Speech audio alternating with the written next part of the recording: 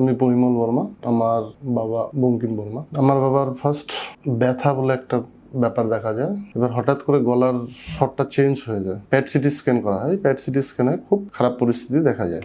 বয়স যেহেতু বাবার হয়ে গেছে, আমি তখন আমাদের বাড়িতে যে ফ্যামিলি মেম্বাররা আছে তাদের সঙ্গে কথা বলি। এর মধ্যে আমি দেখতে পাই ফেসবুক অনেক অ্যাডই তো দেখি, ফেসবুকে অনেক অ্যাডই দেখতে দেখতে হঠাৎ করে আমি এইটা দেখতে পাই এনাদের সঙ্গে কন্ট্যাক্ট করে আছে যে এখানে আসা। তো আমাদের ফ্যামিলিতে কোনোদিনই কারো এই রোগ ছিল না।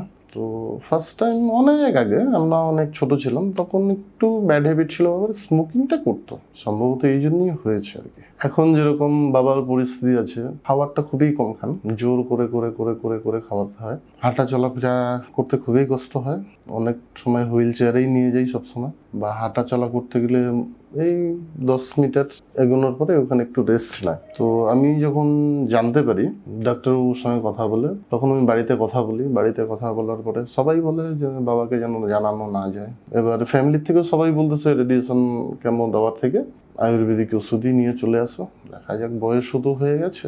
এবার আমরা আমাদেরটা যতটা করছি তত ভগবানের ইচ্ছা।